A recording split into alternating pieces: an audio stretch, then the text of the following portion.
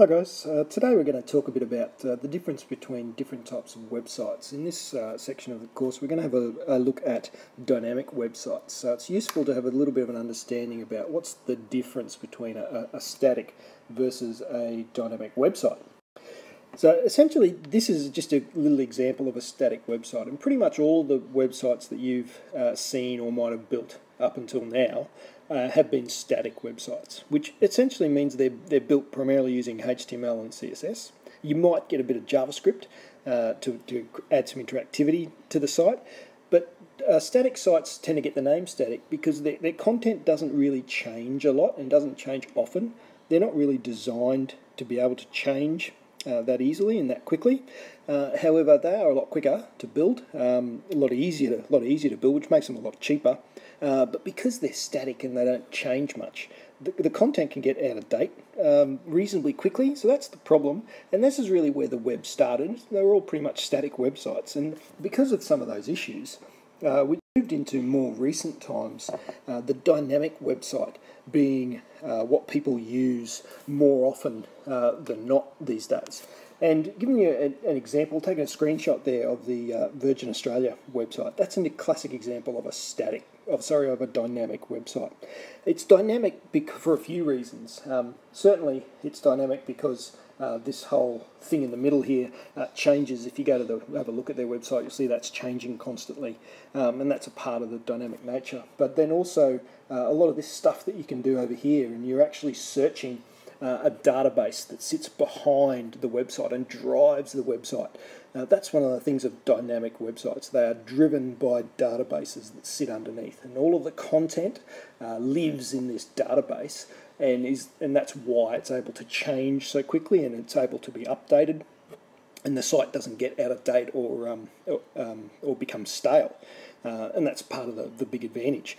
However, the technology is involved, a lot more complex, which means they take longer to develop and they cost more to develop.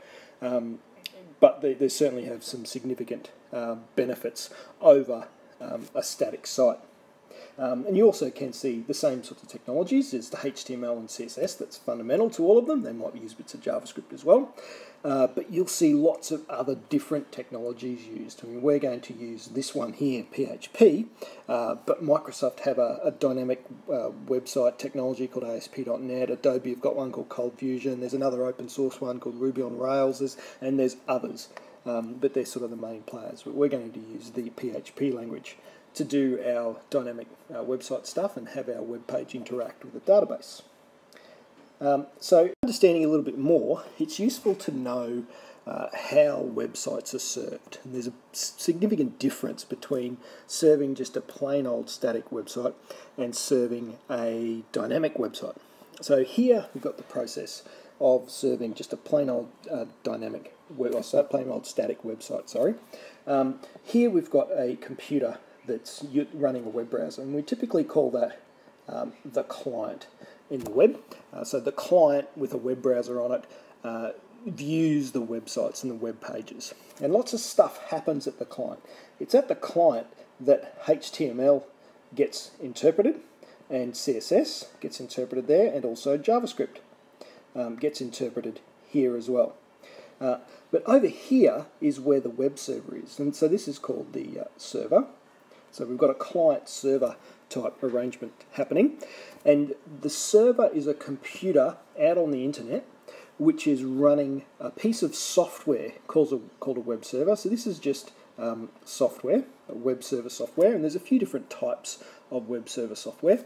We're going to use a free open source one called Apache, but also Microsoft have their own called Microsoft IIS. IIS is Internet Information Services, I believe. They're sort of the two big players in the web server market. And the web server is just a piece of software that runs on a computer that's on the internet, and the web page that somebody has developed has been uploaded to this web server here.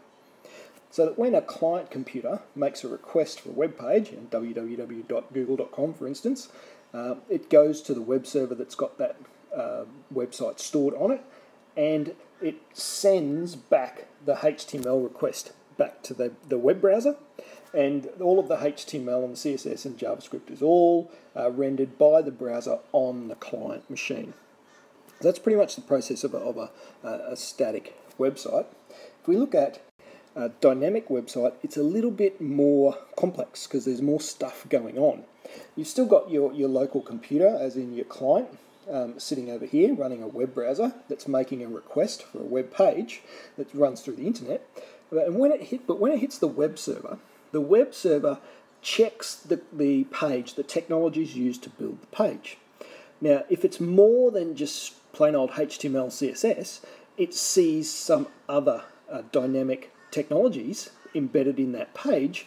The web server has to pass those requests to the relevant interpreter. Now, in our case, that's going to be a PHP interpreter, which again is just a bit of software that's installed on the web server. But anything that's PHP on the page, not HTML or anything that's PHP code on the page, has to be interpreted by the PHP interpreter. And there also needs to be a database server on that machine as well that's available. It might be on a totally separate machine, but sometimes it's on the same computer that the web server software is on. And any interaction with the database between PHP has to happen in order for those instructions to be processed. And then once that's all done, the web server sends back HTML. Okay, so all of this stuff here is converted into HTML, whether it's written in PHP or ASP.NET or ColdFusion or whatever. It's interpreted by the interpreter on the web server. Any interaction between the interpreter and the database happens, and the web server sends back to the client HTML code.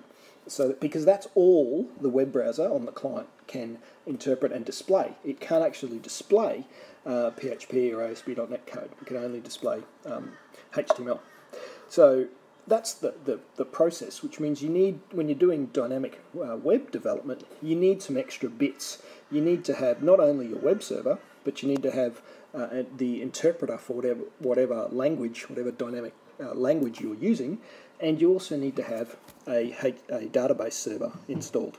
So we're going to use a database server called MySQL, because it's an open source database server, but Microsoft have their own variety, which is a paid product called Microsoft SQL Server, or some people call it SQL Server. There's many database servers out there that are available as well, but the stuff that we're going to use will be free stuff. So that's a bit of a tour of dynamic versus static web content and how they're delivered to the client computer.